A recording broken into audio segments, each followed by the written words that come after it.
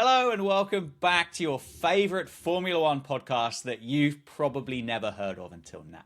My name is Dan, I'm joined by Alex, and this is the Lapdown Podcast, brought to you in association with insert your company name here. And if you're new here, subscribe to the channel, drop us a like on this video, leave us a nice review when you get to the end of this and you go, fuck me, these blokes were good and that's the best Formula One podcast I've ever listened to. Alex, how are you and how are your cheesy fingers? Bonjour, je m'appelle Alex. There you go. I'm in France at the minute, as you can see from the setup. Yeah, I'm in a hotel currently. I have a suitcase, 2 pillows, and then a do not smoke in the room sign, which my phone is propped up against. So, hey, this could go one or two ways. If I don't sound as good as usual, if I seem to be talking over Dan or taking a long time to respond to Dan, you know why? It's hotel Wi-Fi. But we've got some things to talk about because it's the Singapore Grand Prix this weekend. So we have, look, there's a little bit going on. Not a huge amount of it on-track action, but there's a little bit going on. No, we've got a lot to talk through. We've got some Lewis Hamilton news. We've got some Cadillac news. We've got some weather news because we like weather. We've got other pieces. We've got Christian Horner news to talk about because he's everybody's favorite ex-team principal to chat through. So, should we start with some sad news? Let's start with the sad news first, and we'll build up and we'll have a big crescendo at the end of the podcast. But in the week, we lost what felt like a family member of the Formula One paddock, didn't it? And it often does when pets are involved. They are extensions of families. They are family members. But Lewis Hamilton, unfortunately, had to have Roscoe put down, didn't he? Passed away. And everybody got really upset, myself included. Roscoe had his own little personality. He was ever present in the paddock, in cars, on aeroplanes. He had his own social media pages. And there was that brilliant little piece, wasn't there, at the start of the year with Roscoe and Charles Leclerc's funny little rat dog thing, whatever that's called. And it was, yeah, I don't know. I feel a bit sad, and Lewis felt sad, and that made me feel sad. And I really hope Ferrari can sort something out for him because just what a day it would be. Just get him on the podium. Get him on the podium. Make Lewis great again. Jeez. Yeah, it was a dog that could skateboard, for God's sake. So what more do you want? Apart from it being Lewis Hamilton's dog and all the other cool stuff it did, it could ride a bloody skateboard. So, poor.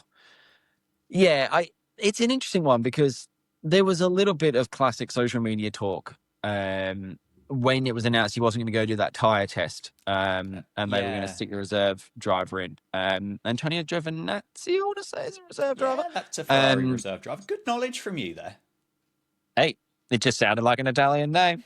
But he announced that he wasn't going to go and do that because Roscoe at that point was in the hospital. And there was some classic commentary of like, oh, that it's a dog, like that's so stupid, like go to work, like I can't not go to work just because my dog's sick. It's like, well, first of all, you probably could. Like most non-shit employers, I think if you rang up being like, my dog is in hospital and about to die, they're probably going to go, do you need us to do anything? Like, is there anything urgent? Like, just go take a day, we'll sort it out. Like, pretty normal response. So absolutely anyone that said anything negative about that can go and fucking get in the bin as far as I'm concerned. It's an interesting one though, because it's another humanizer, I think, to sort of get a little bit poetic and probably over reading into the situation. But there are these little touch point moments that come in that then start to humanize drivers and make you think or realize that it is a person driving the car. And it's quite easy, I think, when we see the cars go around from the top view in the helicopter and it's a bit Scalextrics and it's almost like the car's doing it themselves. When you see Lewis Hamilton, just about crying in the press pen, remembering Roscoe, talking about Roscoe, you go, like, oh shit, yeah, that's a dude in the car. And it's just another one of those moments. But yeah, I'm happy we've given him the top of show because what a little legend. I never met the dog. I'm not going to meet the dog. I don't follow the dog on Instagram. It's sad. It's sad. I think anybody who isn't prepared to provide some sympathy in that situation either has never had a dog or is just a massive cunt. Yes. And Yes, that, it's I that. think, are your two options. You have one or the two. You can pick which one you'd like. If you have no sympathy in this situation, you are one or the other, and you can choose. You choose which side of the fence you want to fall down on. There's no middle ground. You're either you've never had a dog or you're a cunt. Next, Yeah. anyway, Christian Horner. Good segue. Yes. Here we go. He obviously been unceremoniously sacked from the energy drinks company that's dominated Formula One over the course of the last 5 years. Done very, very well. One of the most decorated team principals ever to have been associated with the sport that we love watching and love chatting about. And then he got his todger out and started sending photos to people, allegedly, which didn't go down particularly well with those that make the sparkly fizzy drinks. Ended up on his ass, kicked out. They've got some new bloke in. They're doing all right again. So it was clearly the todger's fault. But he's trying to get a new job, AB, and you've been doing your investigative journalism to find out where he might be going. We're good at that. We are good at that. We are so good at that. Yeah, two bits of news today that sort of came out, I assume, as a result of each other. The first thought is that Christian Horner might team up with BYD, who are the Chinese electric car manufacturer that name all of their cars after sea life, which is wild in and of itself. Do you know claiming they're an electric car manufacturer is a bit of a con? Okay, here we go. This is investigative journalism. Well, this is it, isn't it? Because I don't know whether I've mentioned or not, but I spent some time in the Caribbean over the last couple of months, and namingly Guyana, and BYD was being pushed in Guyana. I think China generally is being pushed around the world and mostly towards the Caribbean because they don't have much money and they could do with some of it. Anyway, BYD, you think about it in the UK and you think, well, they're all just electric cars, right? And you plug them in when you get home and you carry on. And BYD was a big presence. And I was quite confused because all the time I went around Guyana, I didn't see anybody plugging their electric car into the mains outside the front of their house. Any of the gas stations that I went to, I didn't see electric charging pumps. So I was very confused as how they go about charging these electric cars, as you would be. So I did some investigative journalism. And as it turned out, what they do when they don't have the network for these electric cars is they just put petrol engines in them. Love that. Yeah. Love that. Yeah. Yeah. Got a lot of time for it, to be honest. I mean, you still get all the tech inside. You still get the big iPad on it. Yeah. Oh, yeah. stunning. Yeah. No, it's good, isn't it? I was shocked, disappointed, but not surprised all at the same time. I was just flabbergasted. I'd use the word flabbergasted. To be honest, I've got a lot of time for it, though. Like, they saw a problem and they found a solution. That solution was don't be an electric car anymore. Yeah, I mean, they didn't have to look very hard to find that solution, did they? No. But yeah, so that's one talk, is that the two superpowers of the world, the Horners and the Chinese, might join up to become a 12th team in Formula One. I mean, it makes more sense now. There was a couple of comments that I'd seen when I was looking into it. People like, why would BYD, if they're solely electric cars, be interested in being a motor series that are potentially going to add more cylinders back in and get rid of the electric bit? And the answer is because they're taking the electric bit out of the cars and they're putting some cylinders in. Do they call it virtue signalling? I think a lot of the sport is that, yeah. Because it would be one of those things, wouldn't it? It would be we're welcome to the grid, the electric car superpower, BYD, who have just developed a brand new petrol V8 engine to go in the back of their Formula One car. Yeah, they're going to be their own engine supplier. They're not even taking a customer engine. They're going for it. Love it. The other great one, though, which is a wonderful, wonderful story if you don't like Christian Horner. Apparently, he rung up Haas and went, "G'day, lads, you got any jobs going?" And they went, "Nah, you're all right." Which, I mean, how's the fall from grace of being arguably the most successful team principal of all time in terms of being the only one Red Bull have had, the things he's achieved with that team, to ringing a Haas and them going, "No, Christian, not even just in the team somewhere. We don't even need a work experience kid. It's just a no." There's loads of jobs at Haas. You on the website? You I've just Googled it. There's hundreds. Not for Christian. No, there's trackside team leaders, whatever that means. Senior trackside strategy engineer. It feels like he might have some kind of knowledge of doing that. Current car program manager. Team leader tire science group. A performance systems engineer intern. Oh, there you go. That would have been the perfect job to have got him in the door, wouldn't it? Yeah. Has like Christian's turned up here. He's got his tail between his legs. He's looking for an opportunity, and you would not even consider him for an intern position. Team leader in vehicle dynamics, tire science modeling engineer. I mean, that sounds boring, so many words. So many words in these job titles. Trackside engineer, strategy engineer, and system technician for trackside. And that's just in the UK. There's also stuff in the United States and Italy. And they turned him down for everything. Yeah, it's just a straight no. It's a straight no. At least he got an email back. I assume he did. It's not like me and Williams where they just interview you twice and then don't send you an email again. Maybe he could go do the socials for Williams. Maybe. Who knows? Maybe. Weirdly, the jobs in Italy are located in Maranello. Oh, that's weird. Isn't there another team based in Maranello? That sounds familiar. Yeah. Sounds familiar. We are so good, by the way, at segues on this podcast. Unbelievable. We are good. Can we talk about Cadillac doing some hiring, please? Oh, yes, we can. Yes, we can. Because they don't have vacancies anymore. They filled them. Well, they filled some of them. And they are the new team on the grid. And therefore, I think as the new boys on the podcast scene, maybe we need to adopt Cadillac as our... We've obviously got the preferred driver of the Lap Down podcast, which is currently... who is it at the minute? Gabriel Bortoleto. Because Franco Colapinto isn't very good. So, how about we adopt Cadillac as the preferred team of the Lap Down podcast? Because look, they're not going to have any fans, and we might as well give them 2 to start with. Anyway, they're new. They obviously announced Perez and Bottas the other week, didn't they? Which is 2 very impressive pieces of business, and both drivers that we were very impressed with. They've also added Colton Herta, who drives IndyCars as a test driver, who I'm sure at some point had rumours about becoming a Formula One driver at some points of things. Yeah. And the other thing that's quite fascinating, and I'm pretty sure it's Pietro Fittipaldi that has been added, because it just says Fittipaldi. There are 2 Fittipaldis, right, that are very similar. There's several Fittipaldis. Yeah. Like many, many Fittipaldis. Emerson, Pietro... It's not Pietro, is it? It's the one that did the other Formula Ones. Felipe? No, you can't. Surely it's not Felipe Fittipaldi. That's a terrible name. I'm sorry, but that's Is it Enzo? Is that a name? No, Enzo. Oh, there is a Pietro Fittipaldi. Enzo Fittipaldi. There's too many Fittipaldis. Emerson. Anyway, they've signed. Maybe it's all of them. It could be all of them, to be fair.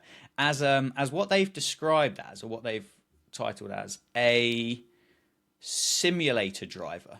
Well, all the teams have got them. I don't think it's a real job. Doesn't Anthony Davidson, isn't he the simulator driver for one of the teams? I think Mercedes. Which is just, he's working the SkyPad one week and then he's in the sim the next week. Like, the bloke just likes screens. Yeah, but, well, that, or he just likes the Xbox. All the above. All of the above. Why don't the teams stream these? That's a great question. I mean, I assume the answer is a huge amount of confidential information and data security. But the bigger question is, why don't the teams stream this? Well, wouldn't it be amazing to have Anthony Davidson saying thank you for the bits to he's going round turn 4 in Singapore. Yeah, but there's going to be no stress involved. It's not like he's going to be like sweating his way through the Singapore Grand Prix, because he's just going to be sat in a warehouse somewhere playing on a PlayStation. Sorry, guys, you're going to miss the next lap. We've got some ads coming. Exactly. I don't know. I don't think it's a real job. No. I mean, look, you do hear on the broadcast, they do shout out like, oh, the simulator driver's been working hard overnight. They've come back to the new setup today. That seems to be working.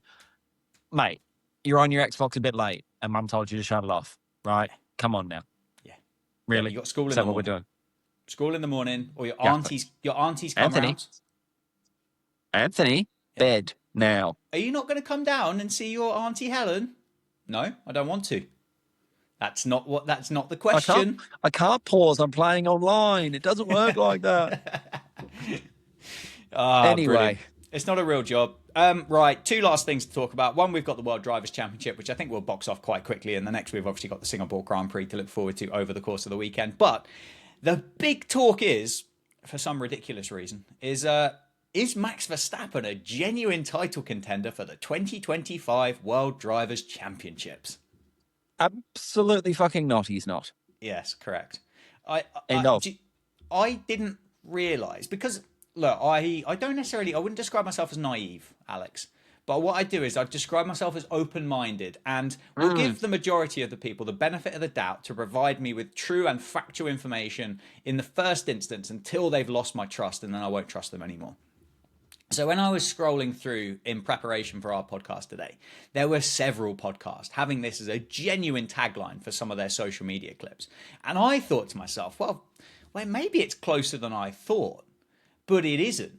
There's 7 rounds left, and the difference between Max Verstappen and Oscar Piastri is currently 69 points. So for Max Verstappen to overtake Piastri, he's going to have to outscore him by 10 points per Grand Prix for every single one to go, which means he will have to, best case scenario, win everything, and Oscar finishes, what, 4th? A combination of 3rd and 4th. There's another driver called Lando Norris who's already got a lot more points than Max Verstappen does, and he's also quite good. Him. Yes, he exists as well. Yeah. So you've done all your maths based on one option. There's another option. And also there's George Russell, who's kind of around as well a little bit. Yeah, I mean, he's the short matter of being 112 points behind. Is George Russell a chance to win the Drivers' Championship? There's your thumbnail. What's the most points you can get? What's 7 times 25? Yep. 175 points? I mean, what I'm hearing is that the George Russell World Drivers' Championship run starts today. Well, that's what I've heard. I think, yep, put it out. Maybe, with a couple of points deductions. Maybe Charles Leclerc. All I'm saying, there's people in the mix, and one of them is not Max Verstappen. Seriously, who on earth is genuinely making actual content about that? And who is actually lapping it up as taking it as some form of interest? It just is not the case. I tell you what, I'll quite happily, if Max Verstappen goes on and wins the 2025 World Championship, I will eat my sock on the final podcast of the season. Here we go. Lock that in. Lock that in right now. Yeah, it's just not happening. And I'm all for, but you kind of done it there, which is interesting. People forget that we do, and we talked about this last episode, I'm sure, we do actually have a relatively spicy title fight going on. Yes, Lando could have made it, absolutely extra hot in Baku by taking a few more points off him. But Oscar does have to work properly to still win this. This is not what we've seen from Max in the last couple of years, where he has already won the thing, and it is a absolute. It's not like McLaren. It's not a foregone conclusion, and it's just a case of when. We are still at an if case with Oscar Piastri right now. It's going to be an orange bloke, right? It's not Max Verstappen is not involved. It's going to be an orange bloke, but we don't know for sure which orange bloke it is. But what if? Oh. What if? Just hear me out. Yeah. Max Verstappen, Dutch, orange bloke wins the world championship. Orange bloke is president. I'm seeing it. Whoa. Yeah. Okay. No, I like it. He's not winning. He's not winning. No, he's not winning. He isn't. Anyway, Singapore this weekend. The original night race. The very, very first attempt by Formula One to do something cool and interesting and different and funky. And I really, really like Singapore. I just think it's fantastic. I love the fact that it has that originality side of it. It's not a pretender. It's not kind of a, oh yeah, look at us, we're the new Singapore. No, you're not. Like, Singapore did it first. Singapore did it well. Singapore continues to do it well. I love the fact you can just wander around the circuit as well. In the prep for it, you can just go, I'm just going to pop down the boulevard and just wander along and just go, there's some rumble strips, or there's some lights, or there's a P0 sign on the side of the wall. It's brilliant. It was a few years ago that I did that, but I would imagine it's still a thing. It feels like if you lived in Singapore in the build up to the Singapore Grand Prix, even if you weren't a runnerist, you would go, what are you up to tonight, Alex? And you go, I'm just going to go and do a couple of jog laps at the Singapore Grand Prix circuit. Why? Yeah. Why not? You just would. Cool. Yeah. I think what makes it so cool, the Singapore Grand Prix is like the Need for Speed Underground 2 of Grand Prix. I like Because, that. okay, we've got other street circuits, but there's something about the Singapore layout and the way it just looks on telly and stuff that does look like all the drivers have just thought, fuck it, should we take the cars out tonight? Yeah. And we'll just go pink slip them. Like, I don't know what it is about Singapore specifically, but it just has a different vibe towards all the rest of them. And it's a vibe that feels like there should be LED underbody lighting on all the cars. Yeah. I mean, it's beautifully put, and it is brilliant.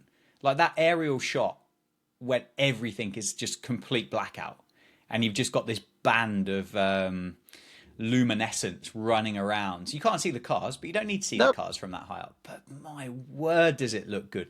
Plus, it genuinely looks like a really good place. I've been to Singapore. I might have mentioned that. It looks like a great place to go and watch Formula One Grand Prix racing. Like the whole party side of things look cool. The Marina Bay Hotel thing looks cool as bollocks as it lit up in the background. It just, honestly, that would be, I tell you what, Singapore, I think, would be one of my kind of top 3. Yes, I'd really like to go there, you know? Okay. I thought you were going to say top 3 Grand Prix full stop. No. Oh, Not just that, out of interest. Out of interest, whilst you're there, because you're going to Belgium tomorrow, aren't you? Yes. Is there anywhere in France and Belgium that could host a permanent Grand Prix? No. No. But there are some cobbled streets. We could do a street circuit. What about anywhere that potentially could host one every other year? I'd have to ask around. I don't know if they'd have the infrastructure there. I'll just need to check what they're doing, dates and calendars. And, if you wouldn't mind, it'd be good to report back and see what's going on. Yeah. No, I will do. We've got a bit of a first this weekend. Have we? Oh, we have. We've got a heat hazard. Oh, what? A heat hazard What? in Singapore. Is this a new thing for Formula One? Is this something that they've just magicked up from somewhere? Yes. Right, okay. Well, the somewhere is that we nearly took out half the grid in Qatar a couple of years ago. When Logan Sargent was like, "I can't keep driving. I can't see, mate." And James was like, "Okay, you know what? Yeah, you know what? Bring her own, boy. Like it's fine." And it's when like George Russell basically passed out in the car and all the rest of it. So we've got a heat hazard, which is the first time it's been officially called, which means, and this is a slightly interesting one, that the drivers either have to wear this new water cooling vest system. Is that the one that they look like ice pops? No, it's a full, like a computer water cooler. Like there's a pump in the car and a reservoir, and it pumps air-conditioned water all around them in the suit. That's actually amazing. It's classic Formula One. Like, how do we tech the fuck out of this situation? Like, you're a bit hot, are you? I know. We'll water cool a human. That's what we'll do. Can't wait for Temu to get hold of them. And then we don't have to worry about those silly little pocket fans that people run around with, because they've gone and got water-cooled, personalised and wearable air-conditioned units that they can wear. Yes, exactly that. How good is that? Yes. So George Russell tried it in Bahrain apparently this year and was like, yeah, it was actually quite good. Like it helped. I think there is a slight concern that if like the refrigeration aspect of it struggles, then they might just be pumping boiling water around the drivers and it would make the situation infinitely worse, which we'll cross that bridge when we get to it. Okay, it's fine. See, we might have Lance Stroll popping out of an Aston Martin looking like a half-boiled crab. Yes, and like a Sunday lunch gammon, just steaming. He's got like the weird sort of like white stuff on the outside of him. Like, yeah, he's cooked. It is interesting though because it's going to be compulsory next year, I believe. Gotcha. Okay. When it's a heat hazard, the FIA like put the fucking vest on now. Put it on. Put it on. For this one though, and for this year, the teams can opt, or the drivers can opt. I don't want to wear the vest. Yeah. But the teams still have to put all of the vest equipment on the car because it's a spec piece provided by the FIA. Right. Okay. So they still have to put all the gear in there. and they also have to add extra ballast to account for it so that teams can't go or drivers can't go, I'm not wearing the vest, it's going to make me heavier and put me at a disadvantage. Which I will say, fair play to the FIA. They've actually thought that one through. Because I think if they didn't do that, I don't think any of the drivers would wear it. At this stage, maybe some of the, not even the, I was going to say maybe some of the bottom 10, but that bottom 10 is so competitive that I'm not even sure that they would. He's got a world championship to win. Well, no, he's already won it, mate. So gotcha. yeah, it doesn't even matter. But yeah, well done, the FIA. They've actually for once sat down in a boardroom and gone, we've come up with a good idea. Number one, air-cooled, air-conditioned vest. Or we best make sure before we make it officially mandatory that it is essentially mandatory, because if you can't gain an advantage by not wearing it. And you know what? Got a lot of time for it. Well done. I like that. And I like Singapore, and I'm looking forward to this weekend. Yeah. It's going to be wet as well. It's going to be hot and wet. Hot and wet? Hot and wet. Are you going back to fingering your baguette now? Is that... Who knows? Hey, that's a conversation from before the podcast. It's not going to make any sense on it now. No, of course. We just don't need to ask further questions. If you do want to ask questions, you can email them in, though. Brilliant. Yeah, of course you can do that if you'd like to get in contact. And if you've enjoyed the episode, you can get in contact with us. You can like the episode. You can leave us a review. You can share it with your mate. You can subscribe to the channel. You can follow us on socials. You can do all of that good stuff too. We do need to have some drivers selected for the Singapore Grand Prix. Oh yeah, we do. As you are currently getting friendly with a French, I can pretend to be the wheel. French stick, I'm going to suggest, and where I say suggest, I'm going to do it anyway, that we employ our guest driver or picker in ChatGPT 5. He's our simulator driver. Exactly. So what I've done here for you, because I think you get the first one, I've just put pick one random F1 driver from the 2025 season. Enter. Thinking longer than it should. Oh, Chatty G, mate. We've got a podcast. I'll tell you what, you've come away with a Lewis Hamilton. Okay. We said he's going on the pony this weekend, so that works. And that's good. That's top. The bloke can drive Singapore. He knows how to drive Singapore. Hey, ChatGPT, pick another one. Pick another one. Oh, I tell you what, ChatGPT, Lando Norris, come on, boy. And that is going to look so good up to the point that he bottles it again. And you couldn't even remember the bloke existed 5 minutes ago. You don't deserve him as your driver. Tough shit. The wheel. Fuck the wheel. Right, pick another one. Boom. Oh, I tell you what. If this follows suit, this is going to be good because you have got Charles Leclerc. Ooh, double red boys. So, they know I'm in Europe. So, I feel like ChatGPT 5 is more interested in the big name players than when I asked ChatGPT 4 a few weeks ago. So what I'm hoping for here is the second orange guy. Come on, Lance. Pick another one. Oh, I tell you what, we are scoring some points this weekend because I have got Jorge Rosell again. Okay, well, he's going to finish second, isn't he? Yeah. Oh, I tell you what, this is going to be our first big points weekend for a long time. This could be a real kind of make or break thing. There's 9 points between us in this championship now. I feel at a disadvantage because I think Hamilton's he's got 8th written all over him. Yeah. Hey, but if it's wet, safety cars. If it's hot, safety cars. If it's Singapore, safety cars. Who quite knows what's going to happen other than the fact that we've got a safety car and Max has already won the World Drivers' Championship. So, thanks for joining us. AB, I know you're away at the minute, but are you doing anything to show where you are in the world? Okay, in which case don't bother going to follow him on socials. And if you'd like to see what I get to on other than Formula One stuff, you can do so at danjads_ on the internet. And we will see you post Singapore, where we will talk about to see whether these cool vests worked and whether it was a good Grand Prix or not. I'm actually leaving the championship. He probably won it. Cheers. Bye.